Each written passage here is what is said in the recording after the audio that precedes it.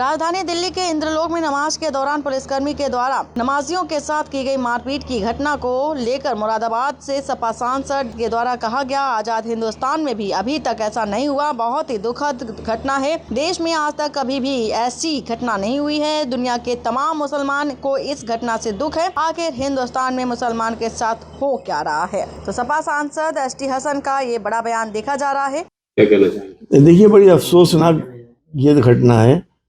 आज़ाद हिंदुस्तान में अभी तक ऐसा कभी नहीं हुआ, और आज़ाद हिंदुस्तान के अलावा भी पिछले 1500 साल से जब से मुसलमान इस देश में हैं, ऐसा कभी नहीं हुआ कि कोई इबादत करते हुए इंसान को जो सजदा कर रहा हो उसको पीछे से लाते मारी जाए।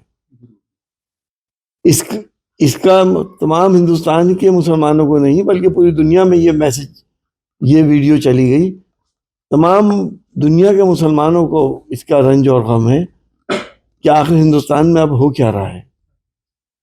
हम इस मुल्क के अंदर प्यार मोहब्बत से रहते आए हैं, लेकिन कुछ नफरत फैला के कुछ लोग वो राजनीति कर रहे हैं कि जिससे नफरतों की सौदागरी करके सिंहासन हासिल करें यार। जिस तरह से, और सिर्फ यही नहीं कि मुसलमानों को इस चीज को बुरा लग रहा हो, मेरे बहुत से हिंदू भाइयों ने मुझसे इस बात को कहा कि बहुत अफसोसनाक घटना है। ऐसा नहीं होना चाहिए। आदमी अपने मालिक की इबादत कर रहा है, अपने पैदा करने वाले की इबादत कर रहा है, अपने पालनहार की इबादत कर रहा है। वो तो सभी का एक ही है। एक आम आदमी हो तो बात देखी जा सकती है, लेकिन ये लॉ एंड ऑर्डर मेंटेन करने वाली पुलिस ही इस तरीके की हरकत कर रही है, तो उसके लिए कहाँ किस वजह से हुआ है? देखिए, पुलिस को इतना ज्यादा बेकाबू कैसे हो गई मुसलमानों के मामले में? आज तक तो हुई नहीं थी, किसी की हिम्मत नहीं होती थी इस तरह की हरकतें करने की।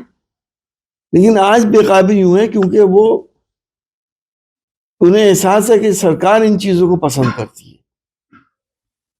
लेकिन जो जनता की अदालत है वो दिखा देगी कि जो हरकतें की जा रही हैं वो कितनी खतरनाक है, देश के लिए कितनी खतरनाक है, हमारी इंटीग्रिटी के लिए कितनी खतरनाक है।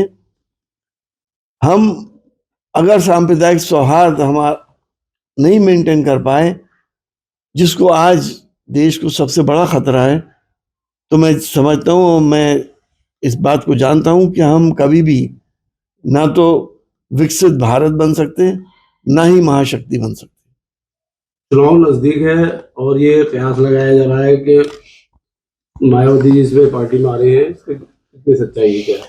देखिए, पिछले सवाल का मेरी डिमांड है कि जिस पुलिस वाले ने ये हरकत करी है उसको जेल की सलाखों के पीछे होना चाहिए। ये सस्पेंशन कोई चीज नहीं होती।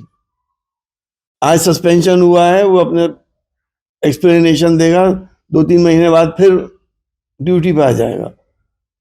उस पे गंभीर धाराओं के अंदर मुकदमा चले और उसको अरेस्ट करके जेल के पीछे डाला जाए।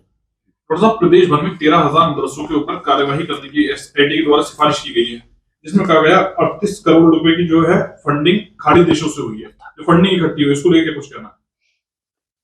देखिए, मदरसों में इसमें बहुत से ऐसे मदरसे हैं, हजारों ऐसे हैं जो रिन्यूअल नहीं करा पाए थे। उनकी भी प्रॉब्लम है। बहुत से ऐसे हैं कि जो अवैध चल रहे थे। मेरा ये कहना है कि आज तक हिंदुस्तान के किसी मदरसे में क्या किसी ने कोई बम निकाला? क्या AK-47 निकली? मदरसों को बदनाम क्यों किया जाता है? मदरसा तो एजुकेशन का मीडियम था। आज से 200 साल पहले तो यही हुआ करते थे। इसी में हिंदू मुसलमान सब पढ़ा करते थे। हमारे प्रधानमंत्री जी ये कहते हैं कि वो चाहते हैं कि हिंदुस्तान के मुसलमानों के एक हाथ में कुरान पाक हो और दूसरे हाथ में कंप्यूटर हो। और लेकिन हकीकतें क्या है कि जो आधुनिक शिक्षा के टीचर्स रखे गए उनको पिछले 50 साल से तनख्वाहें नहीं मिली। और जब हमने ये सवाल पार्लियामेंट के अंदर उठाया तो अब वो मदरसे के टीचर्स ही खत्म कर दिए गए। कहना कुछ है, करना कुछ है। अब ऐसे काम नहीं चलेगा। ये देश प्यार मोहब्बत से चलेगा। मदरसों में जो चीज अगर इलीगल है और कोई क्राइम हो रहा है तो चाहे किसी भी मदरसे में क्यों ना हो, उसके खिलाफ कार्रवाई हो। हम तो खुद कह रहे हैं।